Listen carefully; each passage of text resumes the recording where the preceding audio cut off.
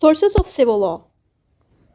इसके अंदर क्या होता है कि सिविल लॉ जो है लेजिस्लेशन से निकला है, कस्टम से निकला है, कर्पोरेट सिविल से निकला है और कोड ऑफ हम्बरबानी से निकला। अब ये होते क्या है, इनको आगे हम पढ़ने लगे हैं। पहला है legislation. Legislation is supreme and self-sufficient in itself. It is considered as a primary source of law. Legislation is considered the most fundamental part of civil law legal system. In civil law jurisdiction, the main source of the law is legislation. Basically, legislation होता ये है कि ये laws को बनाता है, ठीक है, और ये अपने आप में ही एक पावरफुल अथॉरिटी है, ठीक है। उसके अलावा लेजिस्लेशन जो है बहुत इम्पोर्टेंट पार्ट है सिविल लॉ का, क्योंकि विदाउट लेजिस्लेशन लॉज बन ही नहीं सकते, क्योंकि इन्हीं लेजिस्लेशन के अंदर जूरिस्ट बैठे होते हैं। जूरिस्ट वो लोग होते हैं जिनके पास लॉज की समझ होती है, ठीक है। तो without the help of legislation किसी भी मुल्क का लॉ नहीं बना सकते। तो यहाँ पे एक और बात भी लिखी है कि सिविल लॉ को बनाने के लिए जो सोर्स है वो लेजिस्लेशन है, और लेजिस्लेशन जो है मेन सोर्स है, पहली और सबसे ज़रूरी सोर्स है। The laws are systematically codified. These codes constitute a very distinctive or unique feature of Romanesque legal system or the so-called civil law. Basically जो legislation है उसने इस तरह से लॉज को किया है कि उन्होंने लॉज को कोट करके लिखा हुआ है, यानी कि जैसे हम पढ़ते नहीं है लॉज में कि सेक्शन 1 आर्टिकल फलाना आर्टिकल 5(1), तो ये जितने भी लॉज को नंबरिंग देना, यही इस चीज़ को हम कहते हैं कोट करना, ठीक है। तो इनको कोट किसने किया? लेजिस्लेशन की डिपार्टमेंट ने किया। तो लेजिस्लेशन की वजह से क्या होता है कि लॉज को कोट किया जाता है। उसके बाद लेजिस्लेशन की वजह से क्या हुआ कि रोम का लॉ बना और सिविल लॉ बना। A civil code is a book which contains the laws that regulate the relationship between individual. Civil codes का मतलब है, सिविल कोड्स की बात कर रहे हैं कि बेसिकली जो सिविल लॉज हैं, सिविल कोड्स का मतलब है सिविल लॉज। इनको कोड्स का नाम इसलिए दिया गया है कि हम जितना भी लॉज पढ़ रहे हैं, जैसे कि सेक्शन 1 पढ़ रहे हैं या आर्टिकल फलाना है, जितने भी आर्टिकल्स या सेक्शन की नंबरिंग होती है इनको कोड्स कहते हैं। जो भी सिविल लॉ के अंदर जितने कोड्स बनाए गए हैं, जिसको बुक की शक्ल में लिख दिया गया है, यानी कि हम जितनी भी बुक्स पढ़ते हैं लॉ की, हर बुक की अलग अलग चीज़ें होंगी। जैसे कि सिविल लॉ के अंदर डिफरेंट आर्टिकल्स होंगे, सेक्शंस होंगे, क्रिमिनल लॉ के डिफरेंट सेक्शंस और आर्टिकल होंगे।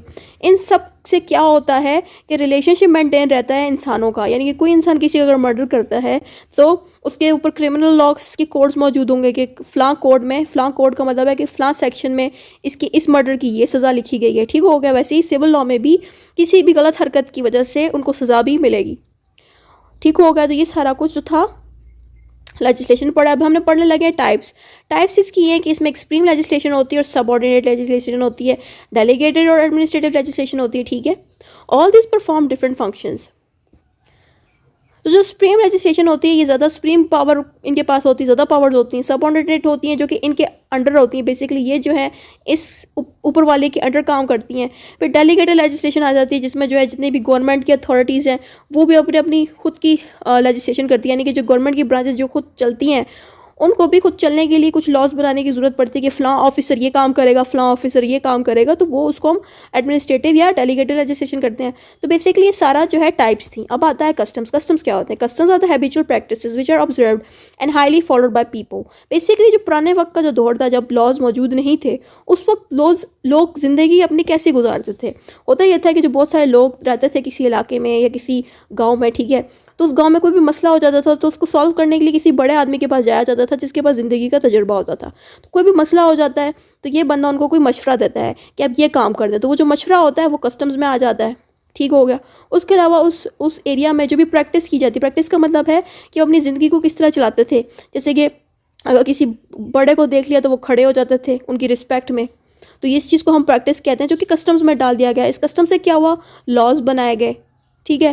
तो बेसिकली कस्टम्स को कहते हैं हैबिचुअल प्रैक्टिसेस, जो कि पुराने वक्त के ज़माने के प्रैक्टिस थे, लोगों की आदतें थीं, लोगों को ज़िंदगी गुजारने का तरीका था, जिसको बाद में लॉज बनाया गया, जिनसे लॉ बनाया गया। It is the one of the most oldest source of law making, ठीक है, ये बहुत पुराना सोर्स है। It is a primary source of law. These laws are based on customs which are called customary law. Customs से जो laws बनते हैं उनको हम कहते हैं कस्टमरी लॉ, ठीक है। They always play an important role in the development of civil law. तो ये जो कस्टम्स हैं इनकी वजह से सिविल लॉ बना, ठीक है। ये बात उन्होंने यहाँ लिखी है कि ये जो कस्टम्स हैं इस सिविल लॉ बनाने के काम आए हैं।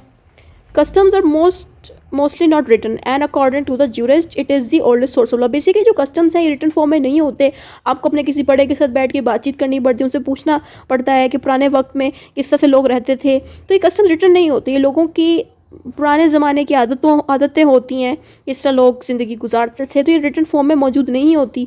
तो जूरिस्ट जो लॉज बनाते हैं उनके मुताबिक ये बहुत ही पुराना सोर्स है, इसको इस सोर्स को ढूंढना भी मुश्किल है इस कस्टम को, और अगर कस्टम मिल भी जाए तो वो रिटन फॉर्म में नहीं होगा, या तो किसी बड़े की मदद से उसको लिखा जाएगा, ठीक है, जो बहुत ही पुराने वक्त के दौर का आदमी होगा जो ज़िंदा होगा, ठीक है, उससे आप कस्टम निकाल सकते हो। It is difficult to preserve custom because they are mostly not written. और प्रिजर्व करना मतलब कि महफूज करना या सेव करना कस्टम को काफ़ी मुश्किल होता है, क्योंकि ये बहुत ही पुराने होते हैं और रिटन फॉर्म में मौजूद नहीं होते। यानी कि लोग किस तरह से अपनी ज़िंदगी गुजारते थे पास्ट में, उन्होंने कभी भी अपनी ज़िंदगी को गुजारने के तरीके को किसी पेज पे लिखा नहीं था, बस ऐसे ही उनको पता था कि हम अपनी ज़िंदगी कैसे गुजारते हैं, उनको वैसे ही पता था, लेकिन उन्होंने कभी भी अपने प्रैक्टिस को लिखा नहीं, राइट नहीं किया, जिसकी वजह से हमारे तक रिकॉर्ड्स नहीं पहुँचे। बड़े मुश्किल से हम तक रिकॉर्ड्स इस तरह से पहुँचे कि हमने किसी बड़े से खुद जाके पूछा कि कैसे उस ज़माने में लोग रहते थे। Customs are found from culture, tradition and knowledge of past history from old age people. यानी कि जो कस्टम है वो आपको कल्चर से मिल सकता है, उस ज़माने का जो कल्चर है, अगर आप कल्चर को स्टडी करोगे वहाँ से आपको पता चलेगा हाँ इतने साल पहले वहाँ का लोगों का कस्टम क्या था। कस्टम का मतलब वहाँ पे लोग किस तरह रहते थे, उनका प्रैक्टिस क्या था, किस तरह से उठते बैठते थे, कोई लड़ाई होती थी तो कैसे मसले सॉल्व करते थे। ट्रेडिशन से होता था, ट्रेडिशन और कस्टम एक ही चीज़ है। और knowledge of the past history of people, यानी कि उस ज़माने के जो भी लोग ज़िंदा थे उनसे आप पूछ सकते हो कि आपके ज़माने में लोग किस तरह से अपनी ज़िंदगी को गुजारते थे। यानी कि बूढ़े ओल्ड एज पीपल से आप उनके नॉलेज को पूछ सकते हो कि उस ज़माने में लोग कैसे रहते थे, उससे भी कस्टम मिल सकता है हमें। Modern research shows that reasonable customs are recognise in modern legal system. यानी कि जो पुराने वक्त का जो कस्टम था उसमें से कुछ कस्टम्स ऐसे होंगे जो हमारे आज के दौर में भी सूटेबल होंगे। उनको क्या किया जाता है कि जो सूटेबल कस्टम्स होंगे उन्हीं को फिर उनकी हेल्प से लॉ बना दिया जाएगा। ये बात उन्होंने यहाँ लिखी कि जो कस्टम्स रीजनेबल होंगे या सूटेबल होंगे आज के मॉडर्न दौर के लिए, उसकी हेल्प से नए वाले लॉज बनाए जाएंगे। And they are kept in view when the legislation or legislative authority formulate और make any new law. Basically जो भी पुराने वक्त के कस्टम हो गए उनमें से जो भी सबसे ज़्यादा रीजनेबल या अच्छा होगा, जो हमारे आज के दौर के साथ सूट करेगा, तो उसको केप्ट इन व्यू किया जाएगा, यानी कि उस पर नज़र रखी जाएगी उस कस्टम पे। फिर उस कस्टम से जो है लॉज बनाए जाएंगे। लॉज कौन बनाएगा? लेजिस्लेटिव अथॉरिटी उस कस्टम से लॉज बनाएगी। ये बात उन्होंने यहाँ लिखी है। अब आता है कर्पस जुरिस सिविलिस, दोबारा आ गया ये वो टॉपिक। कर्पस जुरिस सिविलिस को हम कोड ऑफ जस्टिनियन कहते हैं। कोड ऑफ जस्टिनियन इसलिए कहते हैं क्योंकि इसको किंग जस्टिनियन ने बनाया था कर्पस जुरिस सिविलिस को। कर्पस जुरिस सिविलिस एक बुक है जिसके अंदर सारे सिविल लॉज मौजूद हैं। ये कौन से सिविल लॉज हैं? ये वो सिविल लॉज हैं जो रोम के इलाके में मौजूद थे। रोम वो वाला जो बहुत ही पुराने वक्त का रोम है, ठीक है। तो पुराने ज़माने में जो रोम था उसमें जितने भी लॉज मौजूद थे उन सबको एक बुक में लिख दिया गया। उस बुक को नाम दे दिया गया कर्पस जुरिस सिविलिस।